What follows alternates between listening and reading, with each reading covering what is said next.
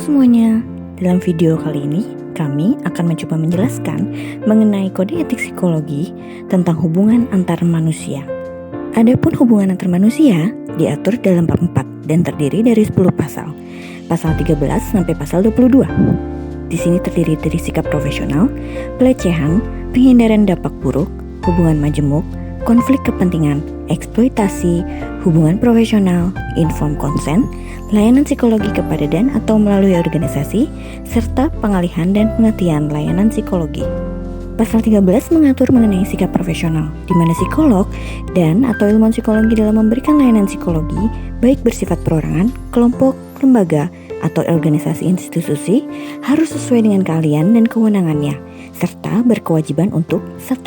Mengutamakan dasar-dasar profesional, 2. Memberikan layanan kepada semua pihak yang membutuhkan, melindungi pemakai layanan psikologi dari akibat yang merugikan sebagai dampak layanan psikologi yang diterimanya, mengutamakan ketidakberpihakan dalam kepentingan pemakai layanan psikologi, serta pihak-pihak yang terkait dalam pemberian pelayanan tersebut, dan yang kelima, dalam hal pemakaian layanan psikologi, menghadapi kemungkinan akan terkena dampak negatif yang tidak dapat dihindari akibat pemberian layanan psikologi yang dilakukan oleh psikolog dan atau ilmuwan psikologi, maka pemakai layanan psikologi tersebut harus diberitahu. Selanjutnya membahas mengenai pelecehan dalam pasal 14. Yang pertama, pelecehan seksual, di mana psikolog dan atau ilmuwan psikologi dalam penerapan keilmuan tidak terlibat dalam pelecehan seksual. Tercakup dalam pengertian ini adalah permintaan hubungan seks, cumbuan fisik, perilaku verbal atau nonverbal yang bersifat seksual yang terjadi dalam kaitannya dengan kegiatan atau peran sebagai psikolog dan atau ilmuwan psikologi. Di sini pelecehan seksual dapat terdiri dari satu perilaku yang intens atau parah, atau perilaku yang berulang, bertahap, dan sangat meresap serta menimbulkan trauma. Adapun perilaku yang dalam pengertian ini adalah tindakan atau perbuatan yang dianggap tidak dikehendaki, tidak sopan, dapat menimbulkan sakit hati atau dapat menimbulkan suasana tidak nyaman, rasa takut, mengandung permusuhan yang dalam hal ini psikolog dan atau ilmuwan psikologi mengetahui atau diberitahu mengenai hal tersebut, atau bersikap keras atau cenderung menjadi kejam atau menghina terhadap seseorang dalam konteks tersebut, dan sepatutnya menghindari hal-hal yang secara nalar merugikan atau patut diduga dapat merugikan pengguna layanan psikologi atau pihak lain.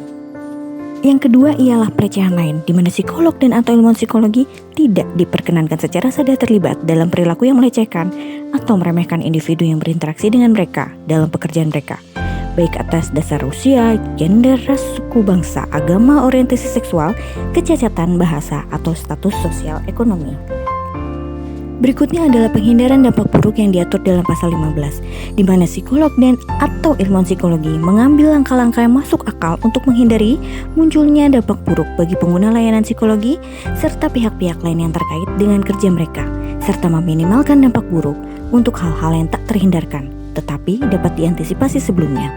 Dalam hal seperti ini, maka pemakai layanan psikologi serta pihak-pihak lain yang terlibat harus mendapat informasi tentang kemungkinan-kemungkinan tersebut. Berikutnya pasal 16 yang mengatur mengenai hubungan majemuk. Hubungan majemuk terjadi apabila A. Psikolog dan atau ilmuwan psikologi sedang dalam peran profesionalnya dengan seseorang dan dalam waktu yang bersamaan menjalankan peran lain dengan orang yang sama, atau psikolog dan atau ilmuwan psikologi dalam waktu yang bersamaan memiliki hubungan dengan seseorang yang secara dekat berhubungan dengan orang yang memiliki hubungan profesional dengan psikolog dan atau ilmuwan psikologi tersebut. Psikolog dan atau ilmuwan psikologi sedapat mungkin menghindar dari hubungan majemuk apabila hubungan majemuk tersebut dipertimbangkan dapat merusak objektivitas, kompetensi, atau efektivitas dalam menjalankan fungsinya sebagai psikolog dan atau ilmuwan psikologi, atau apabila berisiko terhadap eksploitasi atau kerugian pada orang atau pihak lain dalam hubungan profesional tersebut. Lalu, apabila ada hubungan majemuk yang diperkirakan akan merugikan, psikolog dan atau ilmuwan psikologi melakukan langkah-langkah yang masuk akal untuk mengatasi hal tersebut dengan mempertimbangkan kepentingan terbaik orang terkait dan kepatuhan yang maksimal terhadap kode etik. Lalu apabila psikolog dan atau ilmuwan psikologi tersebut dituntut oleh hukum, kebijakan institusi atau kondisi-kondisi luar biasa untuk melakukan lebih dari satu peran, sejak awal mereka harus memperjelas peran yang dapat diharapkan dan rentang kerahasiaannya bagi diri sendiri maupun bagi pihak-pihak lain yang terkait. Pasal 17 berisi tentang konflik kepentingan di mana psikolog dan atau ilmuwan psikologi tidak diperkenan secara sadar terlibat dalam perilaku yang melecehkan atau meremehkan individu yang berinteraksi dengan mereka dalam pekerjaannya, baik atas dasar usia. Psikolog dan atau ilmuwan psikologi menghindar dari melakukan peran profesional apabila kepentingan pribadi, ilmiah, profesional, hukum, finansial, kepentingan atau hubungan lain diperkirakan akan merusak objektivitas, kompetensi atau efektivitas mereka dalam menjalankan fungsi sebagai psikolog atau ilmuwan psikologi, atau berdampak buruk bagi pengguna layanan psikologi serta pihak-pihak yang terkait dengan pengguna layanan psikologi tersebut, seperti ras, suku bangsa, agama, orientasi seksual, kecacatan, bahasa, atau status sosial ekonomi. Pasal 18 mengatur tentang eksploitasi di mana psikolog dan atau ilmuwan psikologi tidak melakukan hal-hal yang dianggap mengandung unsur eksploitasi, yaitu A. Pemanfaatan atau eksploitasi terhadap pribadi atau pihak-pihak yang sedang mereka supervisi, evaluasi, atau berada di bawah wewenang mereka, seperti mahasiswa, karyawan, peserta penelitian, orang yang menjalani pemeriksaan psikologi, ataupun mereka yang berada di bawah penyeliannya. B. Terlibat dalam hal-hal yang mengarah pada hubungan seksual dengan mahasiswa atau mereka yang berada di bawah bimbingan, di mana psikolog dan atau ilmuwan psikologi memiliki wewenang evaluasi atau otoritas langsung. C. Pemanfaatan atau eksploitasi atau terlibat dalam hal-hal yang mengarah pada hubungan seksual dengan pengguna layanan psikologi. Lalu yang kedua, eksploitasi data psikolog dan atau ilmuwan psikologi tidak melakukan hal-hal yang dianggap mengandung unsur pemanfaatan atau eksploitasi data dari mereka yang sedang disupervisi, dievaluasi, atau berada di bawah wewenang mereka, seperti mahasiswa, karyawan, partisipan penelitian, pengguna jasa layanan psikologi, ataupun mereka yang berada di bawah penyeliannya, di mana data tersebut digunakan atau dimanipulasi digunakan untuk kepentingan pribadi. Hubungan sebagaimana tercantum pada ayat 1 dan 2 harus dihindari karena sangat mempengaruhi penilaian masyarakat pada psikolog dan atau ilmuwan psikologi ataupun mengarah pada eksploitasi. Berikutnya adalah pasal 19 yang mengatur tentang hubungan profesional, di mana psikolog dan atau ilmuwan psikologi memiliki dua jenis hubungan profesional, yaitu dengan sesama psikolog dan atau ilmuwan psikologi serta hubungan dengan profesi lain. Yang pertama, hubungan antar profesi, di mana psikolog dan atau ilmuwan psikologi wajib menghargai, menghormati, dan menjaga hak-hak serta nama baik rekan profesinya, yaitu sejawat akademi psikolog atau ilmuwan psikologi. Psikolog dan atau ilmuwan psikologi seyogyanya saling memberikan umpan balik konstruktif untuk peningkatan keahlian profesinya. Psikolog dan atau ilmuwan psikologi wajib mengingatkan rekan profesinya dalam rangka mencegah terjadinya pelanggaran kode etik psikologi. Kemudian apabila terjadi pelanggaran kode etik psikologi yang di luar batas kompetensi dan kewenangan dan butir A, B, C di atas tidak berhasil dilakukan, maka wajib melaporkan kepada organisasi profesi. Ayat 2 mengatur tentang hubungan dengan profesi lain, di mana psikolog dan atau ilmuwan psikologi wajib menghargai, menghormati kompetensi dan kewenangan rekan dari profesi lain. Lalu, psikolog dan atau ilmuwan psikologi wajib mencegah dilakukannya pemberian layanan psikologi oleh orang atau pihak lain yang tidak memiliki kompetensi dan kewenangan. Pasal 20 mengatur mengenai informed consent. Setiap proses di bidang psikologi yang meliputi penelitian, pendidikan, pelatihan, asesmen, intervensi yang melibatkan manusia harus disertai dengan informed consent. Informed consent adalah persetujuan dari orang yang akan menjalani proses di bidang psikologi yang meliputi penelitian, pendidikan, pelatihan, asesmen, dan intervensi psikologi. Persetujuan ini dinyatakan dalam bentuk tertulis dan ditandatangani oleh orang yang menjalani pemeriksaan atau yang menjadi subjek penelitian dan saksi. Adapun aspek-aspek yang perlu dicantumkan dalam informed consent adalah 1. Kesediaan untuk mengikuti proses tanpa paksaan. 2. Perkiraan waktu yang dibutuhkan. 3. Gambaran tentang apa yang akan dilakukan. 4. Keuntungan dan atau resiko yang dialami selama proses tersebut. 5. Jaminan kerahasiaan selama proses tersebut. Lalu 6. Orang yang bertanggung jawab jika terjadi efek samping yang merugikan selama proses tersebut. Berkaitan dengan informed consent ini, dalam konteks Indonesia pada masyarakat tertentu yang mungkin terbatas pendidikannya, kondisinya, atau mungkin rentan memberikan informed consent dapat dilakukan secara lisan dan dapat direkam atau adanya saksi yang mengetahui bahwa yang bersangkutan bersedia. Adapun informed consent yang berkaitan dengan proses pendidikan dan atau pelatihan terdapat pada pasal 40, yang berkaitan dengan penelitian psikologi pada pasal 49, yang berkaitan dengan asesmen psikologi terdapat pada pasal 64, serta yang berkaitan dengan konseling dan psikoterapi pada pasal 73 dalam buku kode etik ini. Berikutnya adalah pasal 21 mengenai layanan psikologi kepada orang dan atau melalui organisasi. Psikolog dan atau ilmuwan psikologi yang memberikan layanan psikologi kepada organisasi atau perusahaan memberikan informasi sepenuhnya tentang sifat, dan tujuan dari layanan psikologi yang diberikan, penerima layanan psikologi, individu yang menjalani layanan psikologi, hubungan antara psikolog dan atau ilmuwan psikologi dengan organisasi dan orang yang menjalani layanan psikologi, batas-batas kerahasiaan yang harus dijaga, serta orang yang memiliki akses informasi. Lalu apabila psikolog dan atau ilmuwan psikologi dilarang oleh organisasi peminta layanan untuk memberikan hasil informasi kepada orang yang menjalani layanan psikologi, maka hal tersebut harus diinformasikan sejak awal proses pemberian layanan psikologi berlangsung. Selanjutnya adalah pasal 22 mengenai pengalihan dan penghentian layanan psikologi. Psikolog dan atau ilmuwan psikologi menyadari pentingnya perencanaan kegiatan dan menyiapkan langkah-langkah yang perlu dilakukan bila terjadi hal-hal yang dapat menyebabkan pelayanan psikologi mengalami penghentian, terpaksa dihentikan, atau dialihkan kepada pihak lain. Sebelum layanan psikologi dialihkan atau dihentikan, pelayanan tersebut dengan alasan apapun hendaknya dibahas bersama antara psikolog dan atau ilmuwan psikologi dengan penerima layanan psikologi, kecuali kondisinya tidak memungkinkan. Yang pertama adalah pengalihan layanan. Psikolog dan atau ilmuwan psikologi dapat mengalihkan layanan psikologi kepada sejawat lain atau rujukan karena A. Ketidakmampuan psikolog dan atau ilmuwan psikologi, misalnya sakit atau meninggal. B. Salah satu dari mereka pindah ke kota lain. C. Keterbatasan pengetahuan atau kompetensi dari psikolog dan atau ilmuwan psikologi. Lalu yang terakhir D. Keterbatasan pemberian imbalan dari penerima jasa layanan psikologi. Untuk penghentian layanan, psikolog dan atau ilmuwan psikologi harus menghentikan layanan psikologi apabila A. Pengguna layanan psikologi sudah tidak memerlukan jasa layanan psikologi yang telah dilakukan, dan B. Ketergantungan dari pengguna layanan psikologi maupun orang yang menjalani pemeriksaan terhadap psikolog dan atau ilmuwan psikologi yang bersangkutan, sehingga timbul perasaan tak nyaman atau tidak sehat pada salah satu kedua belah pihak. Selanjutnya, mari kita bahas mengenai contoh kasus pelanggaran kode etik tersebut. Yang pertama merupakan contoh kasus dari seorang psikolog Shirley Sorehin dan klinik tempatnya bekerja, yakni ICAC Professional Service yang digugat ke Pengadilan Negeri Jakarta Selatan. Mereka digugat lantaran diduga telah melanggar kode etik psikologi. Pengaduan ini disebabkan pihak tergugat telah mengeluarkan rekam medis dari proses konseling perceraian antara pihak tergugat dan penggugat Dennis beserta istrinya, yakni Sailan. Menurut kuasa hukum klien, ICAC dan psikolog Shirley secara nyata telah melanggar kode etik psikolog dengan mengeluarkan rekam medis hasil dari konseling. Upaya mediasi sebelumnya telah dilakukan namun gagal lantaran pihak ICAC dan Shirley bersikukuh tidak bersalah terkait proses keluarnya rekaman medis yang sejatinya bersifat rahasia. Adapun klien sendiri merasa telah dirusak nama baiknya karena dalam rekam medis yang dikeluarkan oleh ICAC melalui Dr. Shirley tercantum nama Dennis telah melakukan penyekapan dan penyiksaan terhadap anaknya Luke Xavier Kidd. Kuasa hukum klien menambahkan kliennya tidak pernah meminta surat rekam medis dari klinik, namun ICAC justru mengeluarkannya tanpa izin. Berdasarkan kasus tersebut, Shirley dan ICAC digugat lantaran menyebarkan hasil rekam medis klien.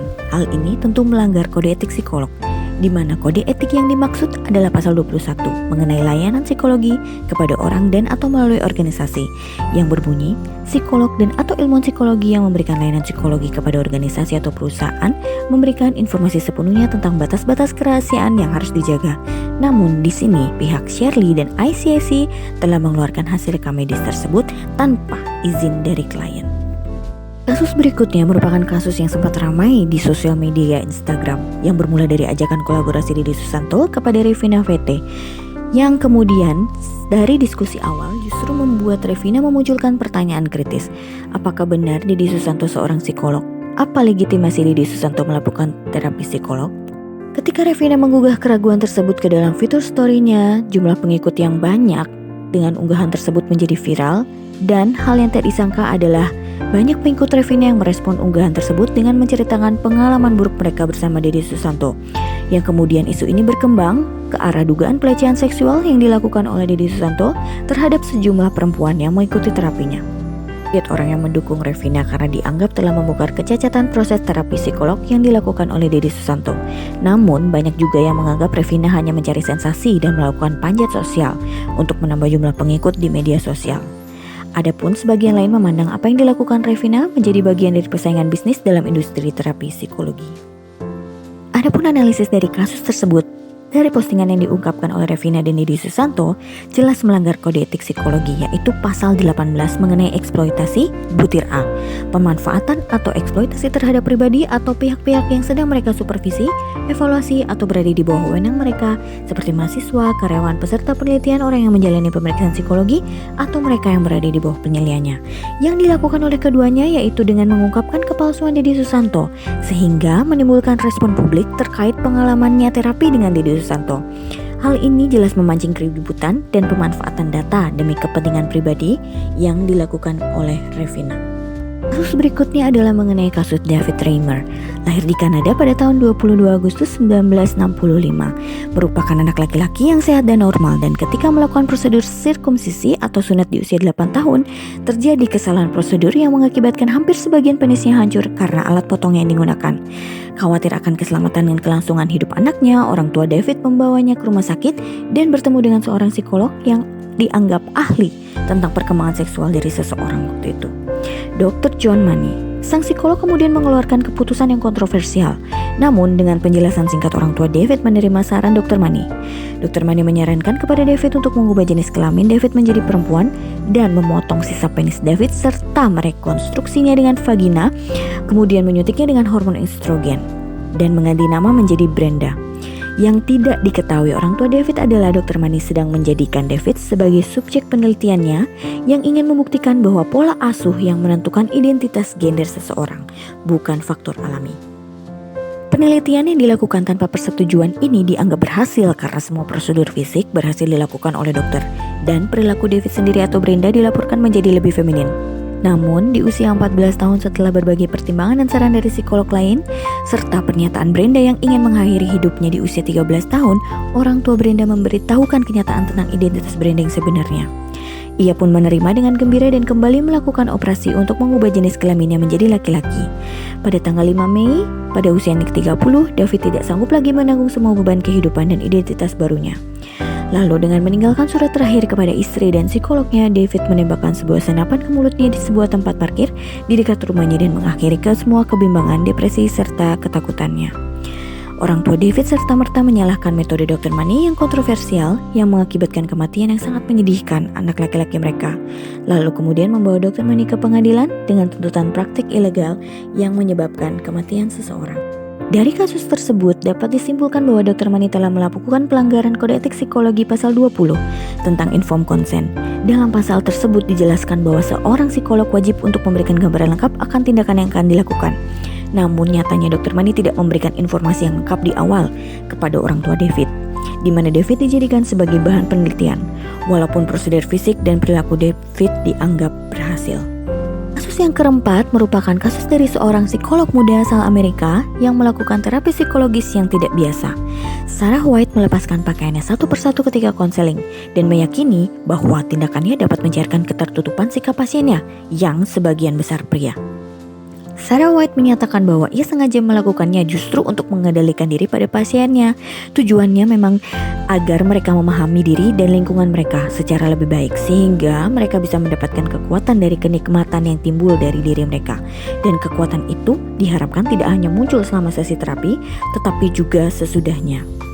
Diana Kirsches, psikolog klinis di New York, menjelaskan, White hanya menggunakan terapi kata-kata, tetapi saya tidak menganggap ini sebagai terapi.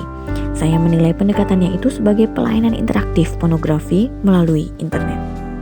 Jika dilihat dari kode etik HMC, Sarah White telah melakukan pelanggaran kode etik pasal 14 asas 1 tentang pelecehan seksual yang tercakup dalam pengertian ini adalah permintaan hubungan seks, cumbuan fisik, perilaku verbal atau nonverbal yang bersifat seksual yang terjadi dalam kaitannya dengan kegiatan atau peran sebagai psikolog dan atau ilmuwan psikologi. Jenis terapi yang dilakukan tergolong sangat ekstrim dan menjurus ke arah seksual. Padahal banyak cara lain yang bisa dilakukan oleh Sarah White agar klien mau terbuka dan lebih rileks saat melakukan sesi konseling. Kasus yang berikutnya merupakan kasus yang diberitakan oleh BBC News pada tahun 2000, di mana seorang psikolog yang sudah menikah berhubungan seksual dengan klien wanitanya yang datang dengan tujuan untuk melakukan konseling. Kasus ini menyebabkan psikolog tersebut dikeluarkan dari British Psychological Society atau BPS. Psikolog tersebut bernama Timothy Naylor yang dianggap melakukan pelanggaran kode etik profesi. Menurut Patricia Hitchcock, juru bicara BPS menjelaskan bahwa hubungan personal muncul setelah sesi terapi dan berujung pada seks tanpa proteksi. Selain itu, Naylor juga meminta wanita tersebut untuk tidak menceritakan hal ini kepada terapi sebelumnya atau orang lain. Apabila wanita tersebut menceritakan hal ini, wanita tersebut bisa saja kehilangan pekerjaan dan hak asuh anaknya.